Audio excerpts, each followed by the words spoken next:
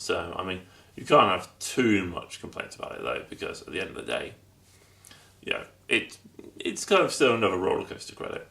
We're then going to move on to Superman Escape from Krypton. Now, what is really strange about this ride is how many records it broke when it opened. I mean, literally, it goes like 100 miles an hour. It's the first one to do that. It managed to go 41 stories in the air. It's about 410 feet, something along those lines. It's actually kind of just quite good.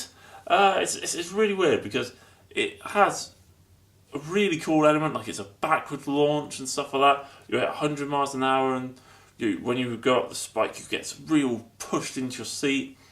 And then as you kind of just slow down at the top of this massive vertical tower and stuff like that, you just hang there. You get so much hang time of looking down, and you're high up. You're really high up. There's a few problems with it. Thing number one, it's obviously incredibly short. Immensely short. And it also doesn't go anywhere near the top of the tower. It's there's a good percentage of it which isn't covered. I mean, obviously I do appreciate that depends on the day. So for example, you might be one of these people who get it on a really good day and it goes really high into the red zone, or you could get it where what we were getting, it was just creeping into it. And I will be honest, I think that kind of ruined it slightly. I love the fact this ride has 2 stations. It means it has decent-ish throughput. And I will be honest, it has some pretty sweet theming as well. That's really cool. It's in a really nice plaza area as well. And it's massive, the ride as well. It takes up such a large area.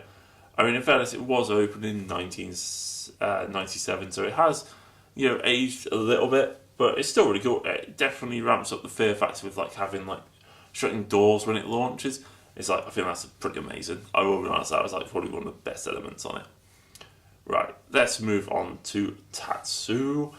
Pretty much the B&M flying coaster, opened in 2006. And I will be honest, it's a really difficult ride to review because I'm not usually a huge fan of flying roller coasters, but this one is miles better than that, and I mean 20 times better than it.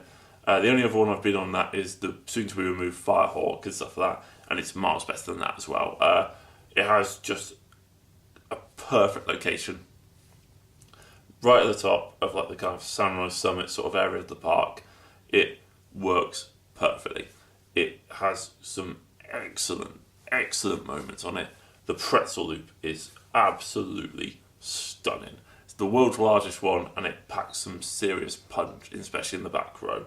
But then again, it doesn't just do that. It literally floats you over the edge of the top of the Magic Mountain and stuff like that, and you are soaring. It's actually a really fantastic ride.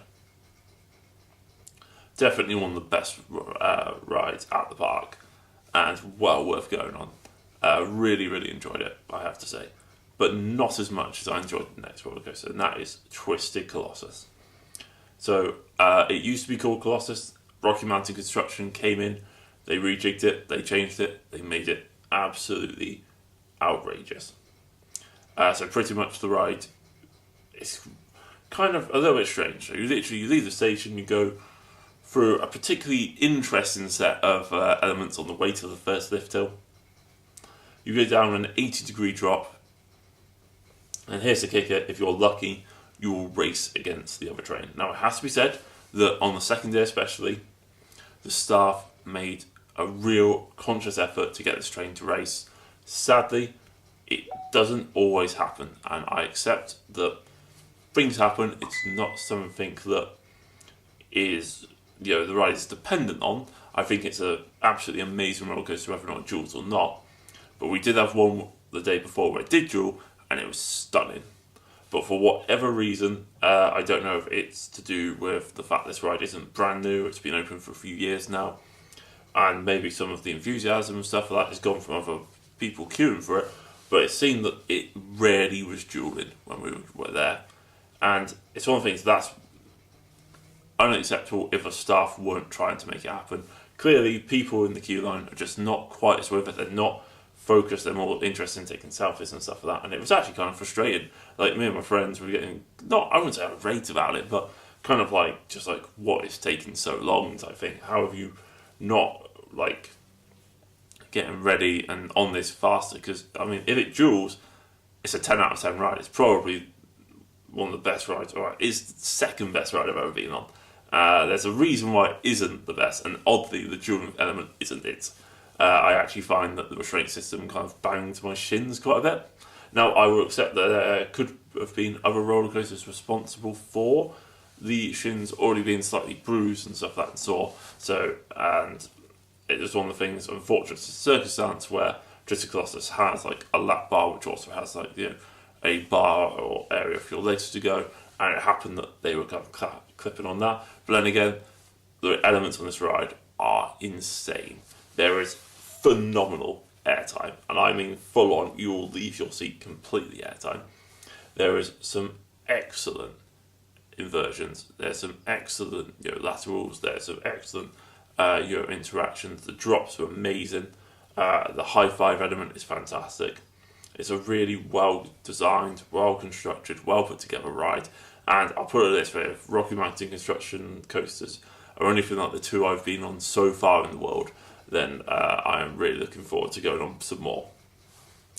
And then lastly, on the roller coaster front, is X2. Now this is going to be a bit of an interesting one to review, because I was there with two friends, and they both have kind of polarising views of this ride. One of my friends absolutely adored it. It is at the moment like his fourth favourite roller coaster.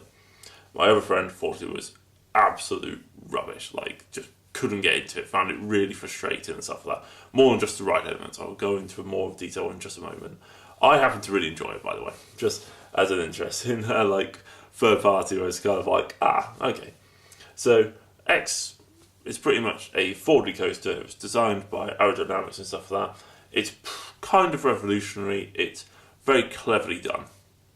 Now, what I would say is the ride itself can be a little bit jerky with the rotations. They don't always flow particularly smoothly, but I will be honest, I didn't really experience any headbanging or like leg bang on anything like that. And there are a couple of moments on this ride which are absolutely outrageous. The first drop and the bit with the fire is just insane. It's one of the best moments on any roller coaster I've ever been on. For me personally, I really enjoyed it. What I would say, and this is something I realised because of my friend, is that the station and how that is set out and how that's laid out and how that's put together is just immensely stupid. Now, I appreciate that there's hopefully someone going to be watching this video who has maybe been to Magic Mountain for a number of years, maybe when this ride first opened, and they will be able to elaborate on this far more in a comment than I can now. Because it looks very clearly like there used to be an onload and offload platform for this ride. Now that would make perfect sense, because it doesn't look like the station, by the way, how it's supported, is actually big enough for you to exit and enter at the same ride at the same time. It leads to kind of quite slow dispatches. I also think the locker system and how that's set up is actually kind of ridiculous, especially when it's running one train. I just don't quite get that, and I don't quite get the paying for a locker thing in general, especially when it is literally in the ride station. Now, it's one of the things, if this was, you know, at a divide between the two areas where, like, literally, you know, you could easily get to it, and, you know, you couldn't, you know, really have to worry about it or anything like that, that would kind of make quite a bit of sense. But I'll tell you what, this station kind of design and stuff like that, and then for them to actually properly kind of enforce it. Now, I do appreciate that rules are there to be followed and stuff like that, and staff at any park are just doing their job. They're just doing what they're told to do. But it's like, look, come on, like, literally, there's no reason why, like, especially if you're running one train and you're in a group of three, why one person can't hold the stuff for the other ones while they go on and then give it to them, because they get off at the same point when they get off. Now, I'm not saying that that is, like, something which should happen, but it's like, look, it could easily work that way. And it's also like, for example, I saw someone with like a massive teddy bear, which looked like it was being confiscated. It's like, well, you can't really expect them to put that in a locker. They're not that big. So yeah, pretty much the things I really dislike about X2 are mainly station orientated. It is to do with the onload and offload platforms. It is to do with the the baggage policy, locker policy, the layout of the station and stuff like that. The ride itself, my friend also happened to find it quite painful in his back of his legs and stuff like that. So he was kind of very irate by it. And I kind of, will be honest, I kind of understood. I mean, personally, I didn't really have a huge problem with it. I really enjoyed it. But I can see why it's a slightly diversive and interesting ride and stuff like that. Anyway, we're going to move on to some of their other rides. Yes, they do have loads of other rides other than roller coasters. We'll be honest, thoroughly enjoyed both their water rides. So Jetstream, the park's log flume, is actually really good, and Roaring Rapids, the park's Rapids ride, is also excellent. Both of them really complement each other very well. And I will be honest, you get quite wet on both, which is exactly what you want when it's like 30 odd degrees out. Really enjoyed both rides. Like, actually really surprising how good they were. We're then going to discuss Lex Luthor's Drop of Doom, and I will be honest, a little bit strangely, this ride, I'd seen, like, for example, Theme Park Worldwide go there, and they didn't exactly rant and rave about it. I mean, don't get me wrong, it is extremely high. It's around 400 feet tall. But there's no real force on the drop, unfortunately. It's one of the things, it's scary only because of the height, and that is about it. It's not a bad ride at all. We went on it a couple of times, and I will be honest, yeah, I mean, the scariest thing is when you're going at the top, and the tower wobbles, and we did also have it where Superman Escape from Krypton actually launched as well, which was a little bit interesting. I can see that being very unnerving for some people, but yeah, overall, it's not too bad. There's also one of their new dark rides, which is Battle from Metropolis, Justice League and stuff like that, which is pretty much a 4D shooter ride. I will be honest, I thought the 4D was slightly off. It didn't quite feel like it was focused in enough, because there's some really cool theming elements in this ride. It's actually got a story and stuff like that, and I will be honest, it's pretty sweet. It just wasn't quite there. I also thought it'd be a lot longer as well. It was quite a short ride, but overall wasn't too disappointed with it. And then moving on to their newest attraction, which is Crazality, and oh my dear God, is this fantastic. I mean, when you have a thrill ride which goes 172 feet up at that point, and I mean, you properly feel it, and flies at like 75 mile an hour at points, you have designed an absolute worldie of a thrill ride. And there's no doubt about it, this ride is absolutely outrageous. Probably one of the best flat rides on the planet, full stop. Amazing stuff. Anyway, right, let's stop talking about the roller coasters, thrill rides, water rides, and all that sort of stuff for a minute, and talk about food. So I'd highly recommend going to the sports bar near Full Throttle. That's probably the best place to eat. Some really good food, beer, stuff like that in there.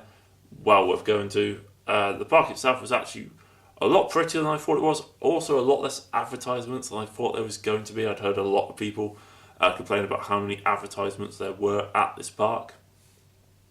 And I was very surprised to find out that actually it wasn't that bad. Yes, I did see the very famous like M&M stairs, for example. They're not that bad. They're kind of out of the way in the corner. I will be honest, I think this park's going to continue improving, if I'm honest. I mean, it looks like they're going to get some serious investment next year with a new roller coaster. That should be an excellent addition to that park. I mean, it kind of feels like they already built something very similar several times already, but we're in all those facts. We'll be honest, the bathrooms were average. I know I've seen from other YouTubers before that they're awful. They're alright, like, usually not particularly clean, not particularly dirty, just meh. The park actually has, especially Sunrise Summit sort of area, is actually really pretty. Lots of trees and stuff like that. It's like kind of nice if some of the other bits of the park would be kind of like have trees as well. And once again, like all these parks, it really needs some more shade.